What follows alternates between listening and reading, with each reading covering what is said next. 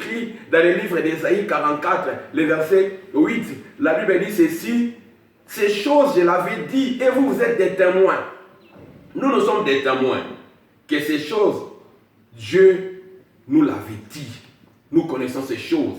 Et nous devons témoigner que oui, ces choses que vous voyez étonnantes, mais ces choses-là, notre Dieu l'avait déjà prédit, notre Père l'avait déjà prédit. Dans Ésaïe 46, le verset 10, il a dit, dès le commencement, j'avais prédit ces choses. Dès le commencement, j'avais dit ces choses, car je suis le commencement et la fin. Alors, par rapport à ces choses-là, nous devons avoir l'attitude de l'adoration, de la louange. Sois béni Dieu, nous te célébrons. Car quand tu dis des choses, cela arrive. La Bible déclare, on vous reconnaît Seigneur par tes œuvres. Ça c'est la première attitude. Dans notre marche dans la victoire, nous devons avoir l'attitude de la louange. Dans ces moments, toi enfant de Dieu, toi enfant de la pierre vivante, là où tu es, partout où tu es, toi qui écoutes ma voix, tu dois avoir l'attitude de la louange, d'adoration à célébrer notre Dieu parce que ce qu'il a déclaré autrefois, aujourd'hui ça s'accomplit, ces choses-là se passent. Notre attitude doit être l'attitude de la louange et de l'adoration. La deuxième des choses, qu'est-ce que nous devons avoir comme attitude dans notre marche dans la victoire? La deuxième des choses, nous devons avoir l'attitude de la déclaration. La déclaration, très important. Ces moments, ce sont des moments où nous ne devons pas avoir le langage du monde.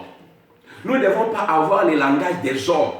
Mais nous devons avoir le langage spirituel, le langage des enfants de Dieu par des déclarations. C'est ce moment où nous devons dire au monde, Seigneur, je viens déclarer, il est écrit, vous verrez la différence entre ceux qui me servent et ceux qui ne me servent pas. Ça, ce sont des moments où nous devons faire des déclarations là où nous sommes. Car nous allons dire au Seigneur, Seigneur, malgré les temps, il est écrit, ceux qui sont entre tes mains, personne ne peut les ravir. Nous sommes entre tes mains, les virus ne pourront jamais nous ravir. Les diables, les démons. Ça, ce sont des moments que nous devons faire des déclarations. Des déclarations, car il est écrit, car nous sommes assis avec Christ dans les lieux élevés. Là où Christ est assis, c'est là où nous sommes assis. Les virus n'arriveront pas là-bas. Donc ça, ce sont des moments où toi, enfant de la pierre vivante, toi, enfant de Dieu, que tu dois faire des déclarations parce que ça, ce sont des moments où nous devons déclarer ce que nous croyons à notre Dieu. Nous devons déclarer ce qui est écrit dans la Bible. Nous devons déclarer ce que Dieu a dit, que ça, dans ces temps-là, 1000 tomberont à gauche. 10 000 tomberont à droite, mais moi, Messie Yambo, je ne serai jamais atteint. Mes enfants ne seront jamais atteints. Ça, ce sont des moments où nous devons avoir l'attitude de la déclaration. La marche dans la victoire, c'est la marche des déclarations. La troisième des choses, quelle sera notre attitude à la marche de la victoire? La marche dans la victoire. La troisième des choses, nous devons savoir que nous devons demeurer dans la famille. Dans la famille. La Bible dit ceci, pendant qu'il frappait les plaies en Égypte, il a demandé à Moïse, dites aux familles de rester ensemble. Pourquoi les familles doivent rester, chaque famille, ensemble? Or, nous savons une chose, quand la Bible parle de la famille, nous voyons aussi il y a une autorité. Il y a un père dans la maison. Celui qui reçoit les instructions. Celui qui doit appliquer ce que Moïse dirait. De mettre les sang dans les linteaux. C'est-à-dire, pendant ce moment, soyez sûr que tu appartiens à une famille chrétienne. Ça, ce n'est pas le moment du vagabondage spirituel. Oh, j'ai entendu un prophète.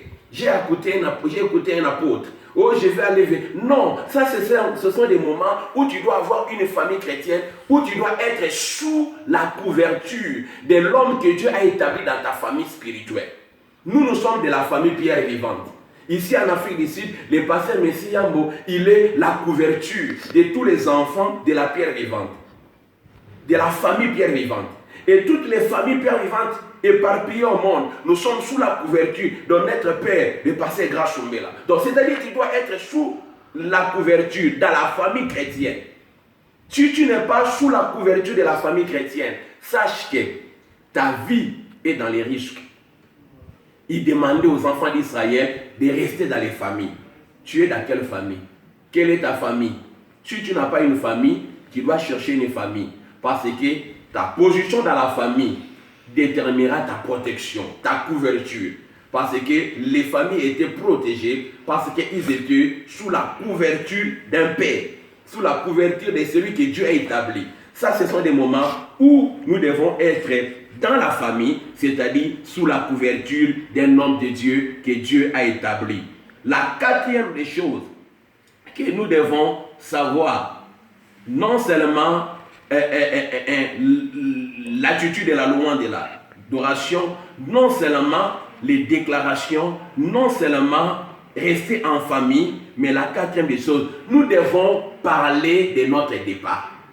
Ça, c'est la quatrième attitude. Nous devons parler de notre départ. En anglais, talk about our departure.